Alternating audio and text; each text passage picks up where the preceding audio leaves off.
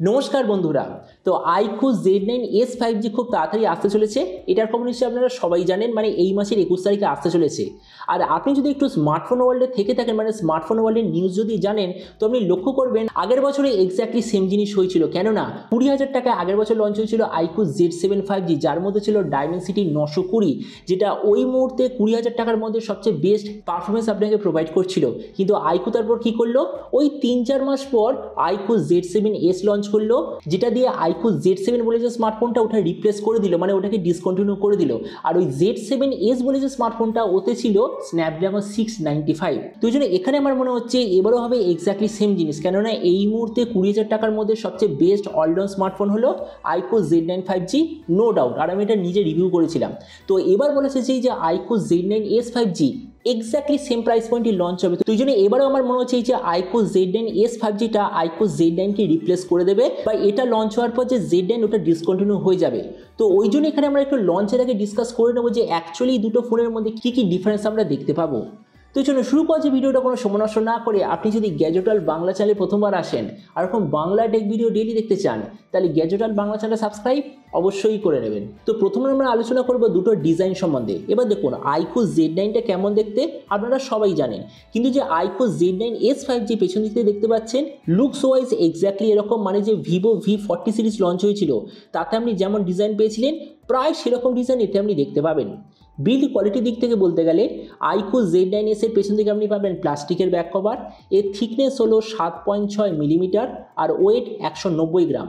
সেখানে যে iQOO Z9 5G সেটারও পেছন দিকে আপনি পাবেন প্লাস্টিকের ব্যাক কভার, থিকনেস হলো 7.8 মিলিমিটার আর ওয়েট 188 গ্রাম।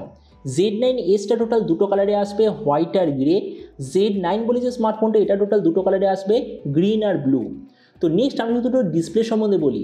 এই যে Z9S এতে আপনি পাবেন 6.78 inch full HD plus 120 hertz AMOLED display, তার সঙ্গে 300 হার্জের টাচ স্যাম্পলিং রেট, 1800 নিটসের brightness, Dragon Tail Star 2 plus glass protection, HDR এর সার্টিফিকেশান। আর যে ডিসপ্লে টাইপ সেটা হবে কার্ভড প্যানেল। সেখানে আইকু Z9 এ আছে 6.67 inch full HD plus 120 hertz AMOLED display, তার সঙ্গে 300 হার্জের টাচ স্যাম্পলিং রেট, 1800 নিটসের brightness, Dragon Tail Star 2 plus glass protection আর HDR এর সার্টিফিকেশান। তার মানে এখানে একটা জিনিস দেখুন, আইকু Z9S এ অ্যাকচুয়ালি আপনি Z9 এর থেকে আরও বড় সাইজের ডিসপ্লে আর আপনি কার্ভ ডিসপ্লে পেয়ে যাবেন। তো ওই জন্য আমার মতে মনে এখানে ডিসপ্লের দিক থেকে Z9S হবে বেটার। তো নেক্সট আমি যদি দুটোর প্রসেসর সম্বন্ধে বলি, Z9S এ আপনি পাবেন ডায়মেনসিটি 7300 প্রসেসর, যেটা 4nm এ তৈরি। এর AnTuTu স্কোর হলো 6,34,000 আশেপাশে।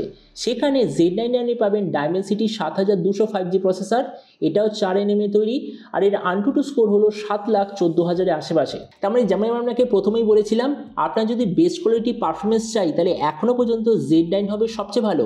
কিন্তু এই যে Z9S এর মধ্যে যে ডায়মেনসিটি 7300 আছে, এটা অতটাও পেছন দিকে নয়। মানে হ্যাঁ, অবভিয়াসলি 7200 থেকে নিচে, কিন্তু অতটাও বেশি নিচে নয়। তার মানে এখানে পারফরমেন্সের দিক থেকে Z9 হবে বেটার।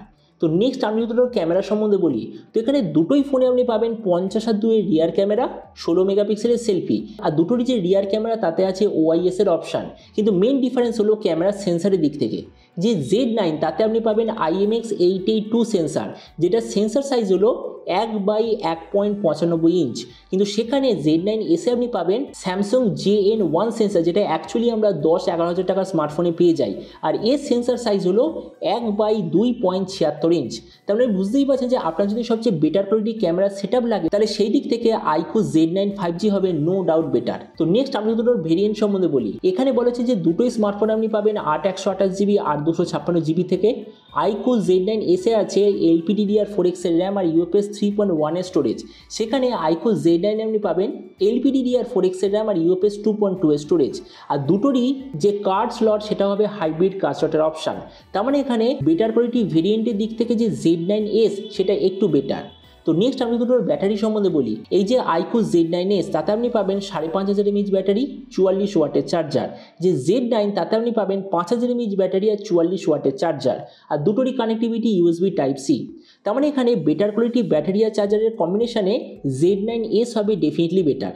আর এরপর ফাইনালি আমরা যদি দুটোর কিছু এক্সট্রা জিনিস সম্বন্ধে বলি, দুটোতেই আপনি পাবেন ডুয়েল স্পিকার, কোনো ধরনের 3.5mm জ্যাক নেই, আন্ডার ডিসপ্লে ফিঙ্গারপ্রিন্ট সেন্সার, আর টোটাল দুটো ওএস আপডেট সাইকেল।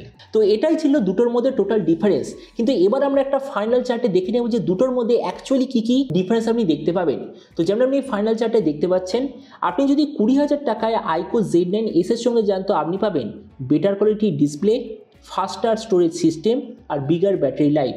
কিন্তু সেই জায়গায় আপনি যদি iQOO Z9 এর সঙ্গে যান তো আপনি পাবেন বেটার সিপিইউ আর বেটার কোয়ালিটি ক্যামেরা। এবার দেখুন এখানে চুজ করা খুবই মুশকিল, কেননা আগের বছর কী হয়েছিল, iQOO Z7টা রিপ্লেস হয়ে এসেছিল iQOO Z7 যাতে মেন ডিফারেন্স ছিল প্রসেসর, মানে প্রসেসরটা লো হয়ে গিয়েছিল। তো ওই জন্য সবাই খুব রেগেছিল আর বলছিল যে iQOO Z7টাই বেটার, iQOO Z7sটা বেকার। কিন্তু এখানে ডিফারেন্সটা একটু আলাদা, কেননা যে iQOO Z9 তাতেও ভালো জিনিস আছে, যেমন হলো বেটার প্রসেসর, বেটার ক্যামেরা আছে। আবার যে iQOO Z9s 5G এটাও কিছু বেটার জিনিস আছে, যেমন হলো better display, faster storage, bigger battery life আছে। তো ওই জন্য এখানে চুজ করা খুবই মুশকিল যে অ্যাকচুয়ালি দুটোর মধ্যে কোনটা সবচেয়ে বেশি ভ্যালুয়েবল হবে।